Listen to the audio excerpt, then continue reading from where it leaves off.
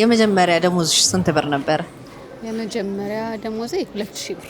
2000 ብር ያ መቼ ነበረ? 4 አመት ወደ ኋላ።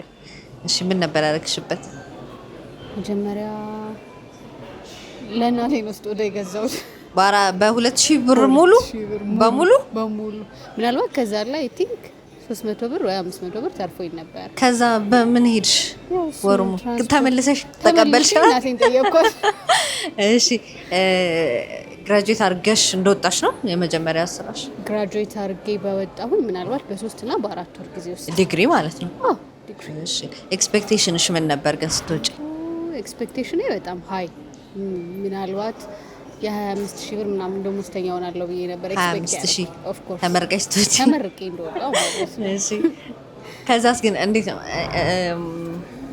ማለት እሱ እንዳልሆነ ስታቂ እሱ እንደማይከፈል እንደሆነ ስታቂ ምንድን ነው የተሰማሽ?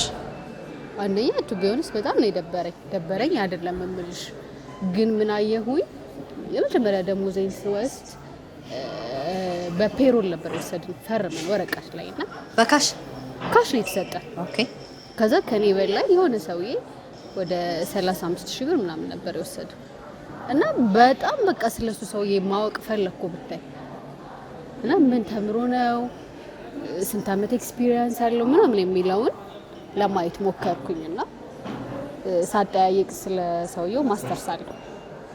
ስለዚህ መማር ማስተርስ ብማር 35,000 ምናምን ይከፈለኛል ብዬ አሰብኩኝ።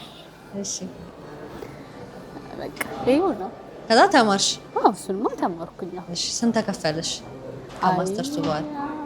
አይ ሚን ለውጥ ነበረው ወይስ? ኦፍ ኮርስ ለውጥ ነበረው፣ ግን ይሄን ያህል የተጋነነ መማርሽ ሳይሆን ዲስ ታይም እንትን የሚለው ኤክስፒሪየንስሽ ስለተማርሽ ብቻ አይደለም ገንዘቡን አርን የምታረጊው፣ ግን ፕላስ ኤክስፒሪየንስ እና ስኪሎች ረዘም ያለ አመት ምናልባት ከ2 ከ3 ወደ 4 አመት ኤክስፒሪየንስ ስትሄጂ እሱ ነው በደንብ አርን እንድታረጊ የሚያደርግሽ እንጂ ዲግሪውን ወይ ማስተርሱን መያዝሽ ብቻ አይደለም።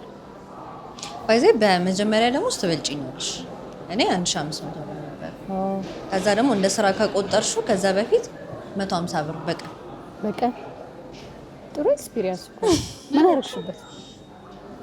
ዩኒቨርሲቲ ተማሪ ነበር ጓደኛዬ አይ ቲንክ በላንበት 150 ብር እንደበላንበት ነው ትዝ የሚለኝ። 1500 ጊዜ ግን ለአባቴ ነበር ሸሚዝ የገዛሁት መርካቶ ሂጄ። እርካሽ ስልሽ በቃ በጥሩ ፕራይስ የምታገኙ እዛ አይደለ? እዛ ሂጄ ገዝቻለሁ። ቴንክ ዩ።